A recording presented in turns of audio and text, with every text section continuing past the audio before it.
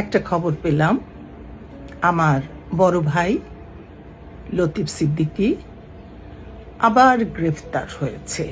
গতকালই মাত্র ভাইদের জেল জীবন নিয়ে কথা বলা শুরু করেছিলাম। বলেছিলাম বড় ভাই লতিফ সিদ্দিকীর জেল জীবন অনেক দীর্ঘ। সেই ছাত্র অবস্থা থেকে শুরু হয়েছে, কখনো 3 মাস, কখনো 6 মাস, কখনো 1 বছর, কখনো 2 বছর, 3 বছর চলতেই থেকেছে। আইয়ুব খানের আমলে, সেই পাকিস্তান আমলে জননিরাপত্তা আইনে বড় ভাইকে প্রথম গ্রেফতার করা হয়। আমি তখন খুবই ছোট। তখন যখন পুলিশ আসতো আমাদের বাসায় বড় ভাইকে ধরতে, আমি আমাদের আকুর টাকুর পাড়ার বাসার মোড়ে যে দাঁড়িয়ে থাকতাম, কখন পুলিশ আসছে বড় ভাইকে এসে খবর দিতাম। তারপর বড় ভাই বিভিন্ন ছদ্মবেশ ধরে পুলিশের সামনে দিয়ে চলে যেত। একবারের কথা তো আমার খুব বেশি মনে পড়ে। আমি বেশ ছোট, আমাদের ঘরে কাজ হচ্ছে, অনেক মিস্ত্রি কাজ করছে বাঁশবাগানে, লুঙ্গি পরা, কাঁধে গামছা দেয়া। তো এসে বড় ভাইকে বললাম, বড় ভাই এরকম আসছে পুলিশ।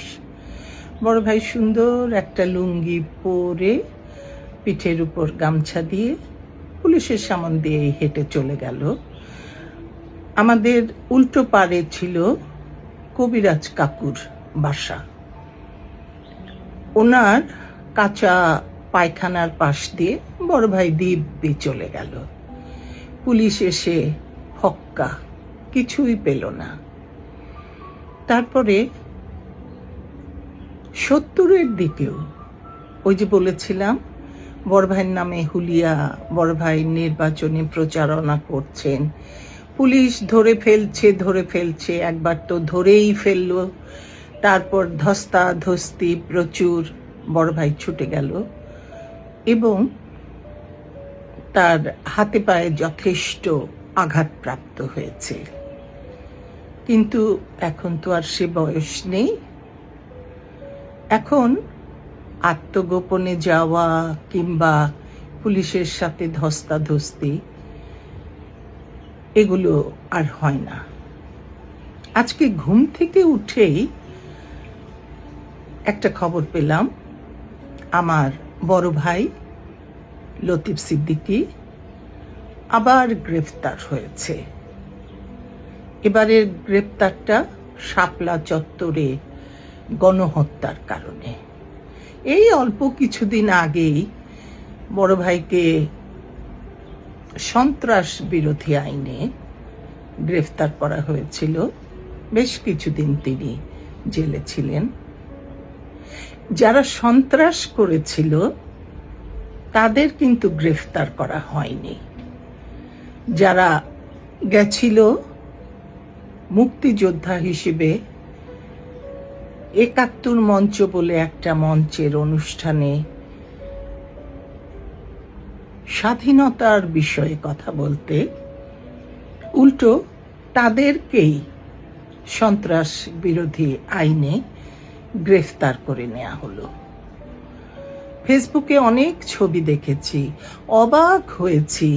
সেই ছোট্ট ছোট্ট অসভ্য টাইপের ছেলেগুলো তাকে পেছন থেকে ধাক্কা মারার চেষ্টা করছে, তাকে দাঁড়াতে বলার চেষ্টা করছে।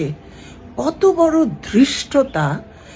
যে দেশের জন্মের বেদনার সাথে লতিফ সিদ্দিকী জড়িত, যে দেশের মুক্তিযুদ্ধের সংগঠনের সাথে লতিফ সিদ্দিকী জড়িত, টাঙ্গাইল শহরে মুক্তিযোদ্ধাদের প্রথম নেতৃত্ব যে দিয়েছিল, সেই লতিফ সিদ্দিকীকে এতটা অপমান করতে পারে, অবাক হয়ে যাই। দেশ কিন্তু এভাবে চলে না যে আইয়ুব শাহী লতিফ সিদ্দিকীকে জেলে আটকে রাখতে পারেনি। জিয়ার আমলে জেল কেটেছে আমার বড় ভাই, এরশাদের আমলে আমার ভাবি স্বতন্ত্র এমপি নির্বাচিত হয়ে তারপর বড় ভাইকে কারামুক্তি করিয়েছিল।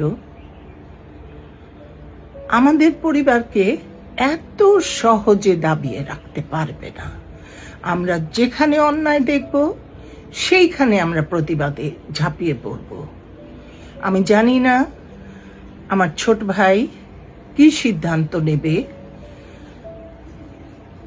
তার সাথে আমার কথা হয়নি এবং সাধারণত রাজনৈতিক বিষয়ে তার সাথে আমার কথা হয়ও না।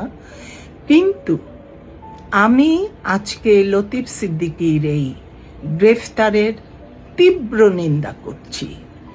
যদি বাংলাদেশের স্বাধীনতার প্রতি, মুক্তিযোদ্ধাদের প্রতি কোনো সম্মানবোধ এই সরকারের থেকে থাকে, তবে অবিলম্বে লতিফ সিদ্দিকীর মুক্তি দাবি করছি।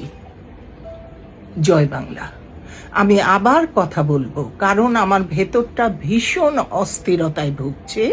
সকালে ঘুম থেকে উঠে এরকম একটা খবর যদি কোনো বোন পায় তার বড় ভাইকে নিয়ে, স্বাভাবিকভাবেই সে সুস্থ থাকতে পারে না।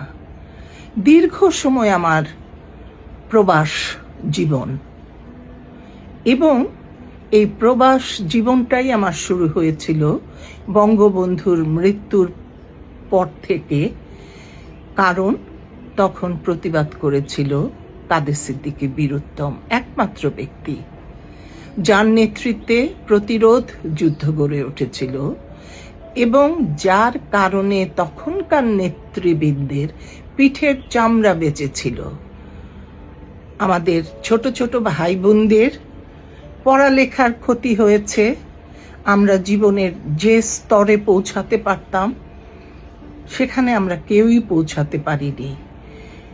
আমাদের ছোট ভাইরা সেই রাজনীতিতে জড়িয়ে পড়েছে, সেই জেলের ঘানি তাদের টানতে হচ্ছে। এখন আর দীর্ঘ করছি না। আপনারা সবাই দোয়া করবেন আমার বড় ভাইয়ের জন্যে, যত তাড়াতাড়ি সম্ভব তিনি যেন কারামুক্তি লাভ করেন। জয় বাংলা, জয় বঙ্গবন্ধু।